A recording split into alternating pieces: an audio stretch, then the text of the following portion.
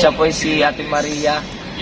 Kapatid po siya ni Ate Erica, yung namatay po namin. Unang vlog namin ni Ate Medi.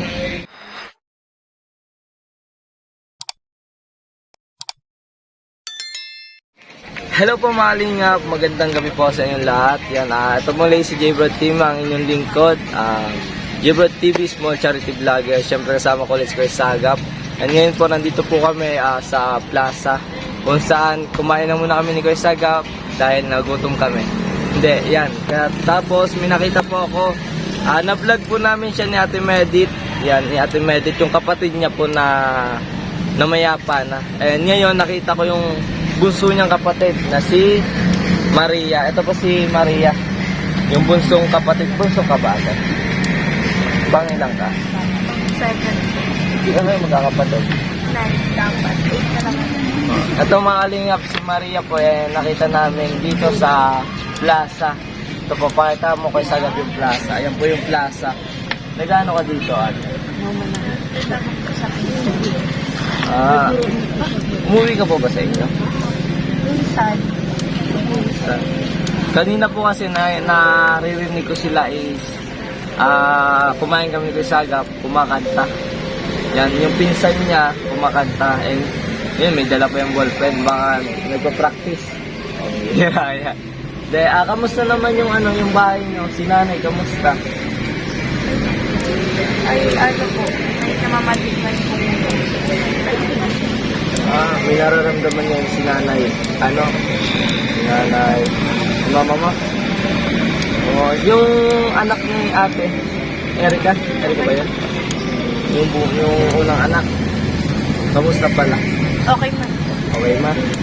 Yan, nakita ko lang po siya dito on the spot sa plaza habang kumakain kami ni Kuya Sagap.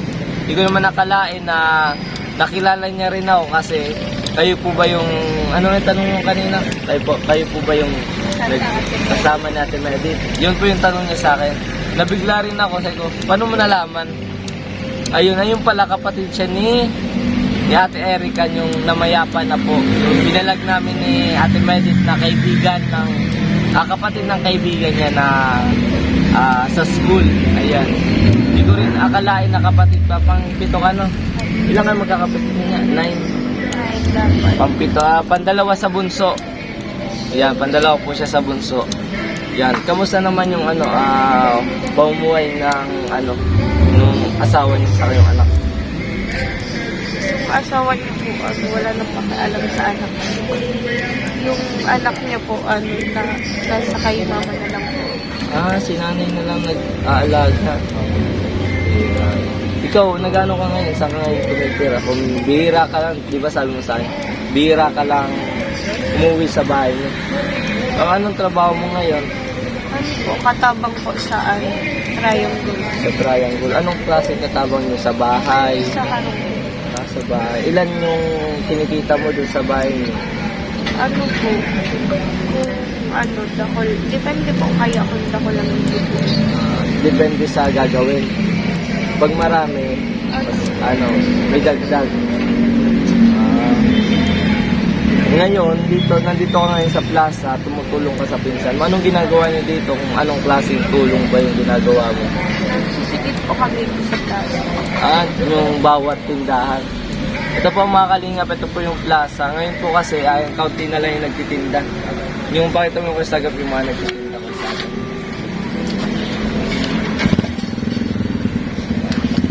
Yan po mga Kalingap, dyan po sila nagtitinda na ni Maria, nagwawales ni Maria kasama yung pinsan niya.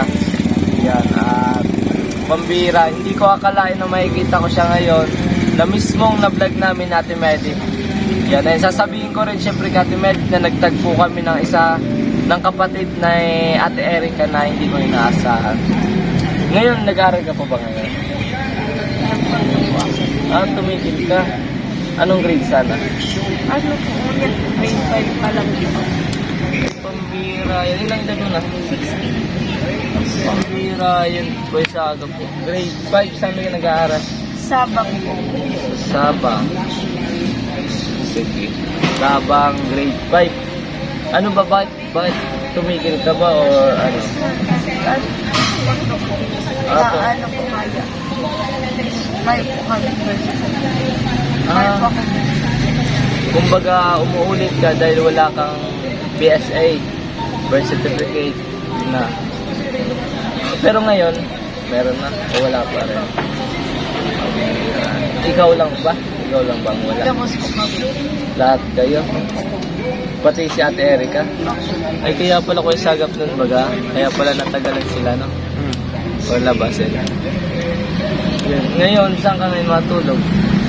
Sa, uwi po ako sa, Pambira, anong oras na ba? May sagap. Anong oras na? Mag alas 12 na. Anong oras na ba sa'yo? 11:33. Ha? 11:33 PM. Mag alas 12. 11:33? Oo. Nasaan ka sasakay niyan? double rate. Double ride. Bira yan. Wala na Yan sa- mga kalingap, si Ate Maria is uwi pa sa Kararayan? Kararayan. Kararayan. Sa Kararayan, kung sino naman po nakapanood ng vlog ko na napakadilim ng daanan sa kanila, and sa unang padyakan, papasok pa. Madilim yun, no, ate, no? Madilim. So, talaga delikado sa iyo pagka babaeng taong pati. Delikado. Pero mag-ingat ka pag uwi mo, no? Kasi, syempre, unang-una, babae ka. Saka, sino ba kasama mo pag uwi doon? Ako lang.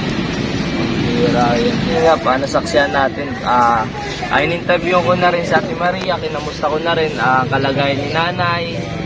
And kinamusta ko na rin siya kung nag-aaral pa ba. Kasi dun sa pagtatagpo namin ni nanay, ano parang ni nanay? Sinaida po. Ni nanay Sinaida is, ang nabanggit niya lang ay si Ate Erica lang talaga. And ngayon ko lang nalaman na may babae pang kapatid na pampito. Ito, at nakilala niya po ako. Kumain kami ni Kuya Sagap ng Pares ng Naga City.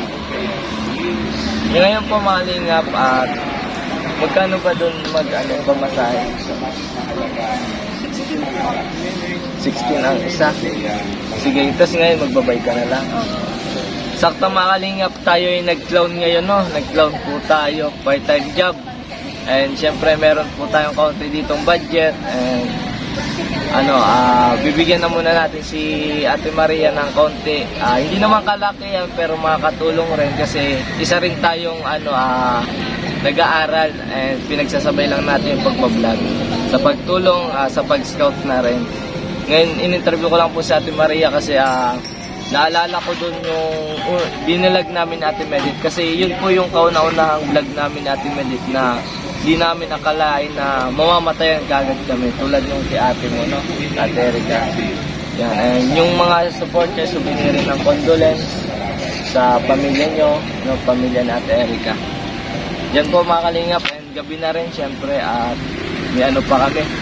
At bukas, may shooting kami nila Kuya Kalampitos. Yan, sana mapanood nyo po yung channel ni Kuya Kalampitos, no? Sa Kalampitos TV, ang tandem po namin. May tandem po kami doon mga kalingap.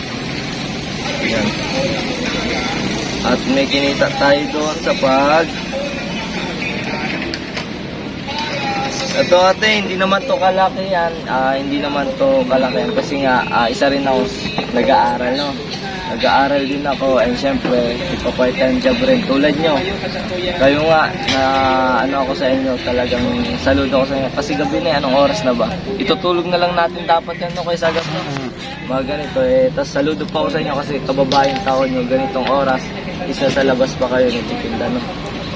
And sana may makapansin sa inyo yan, sa mga supporters, viewers, sa may mga gusto kong tumulong sa kanila po. And siya po si Ate Maria, kapatid po siya ni Ate Erica, yung namatay po namin unang vlog namin ni Ate Medi. Yan ate, ito pang-baon mo sa pagbabike mo pa uwi. And kung delikado na para sa'yo, sa tingin mo, mamasahe ka na lang. Kung sa tingin mo delikado na umuwi sa inyong ganitong oras, para sa akin, mas safe, pamasahe mo na lang. Kasi ganun, tapos bike ka na lang pagka umaga na, no? Yan po mga kalingap. O anong pala ngayon? Ang tawag dito.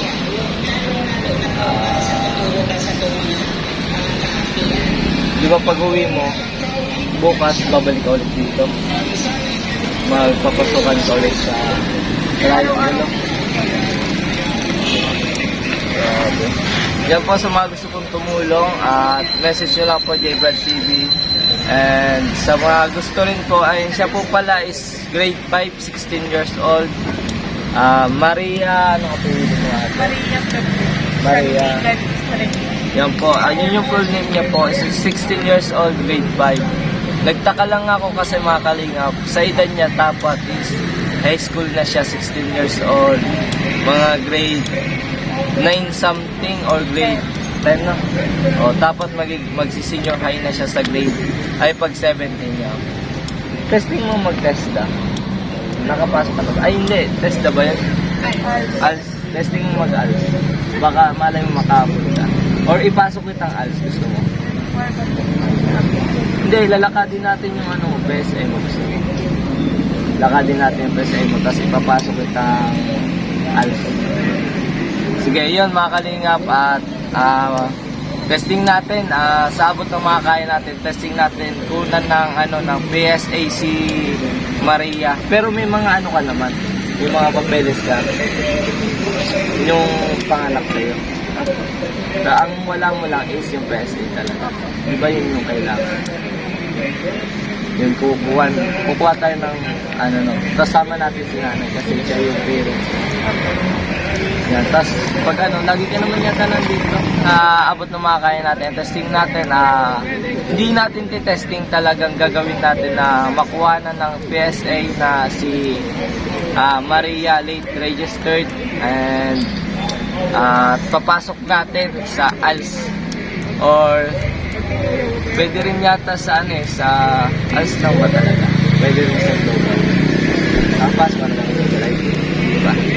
Yun mga kalingap, and syempre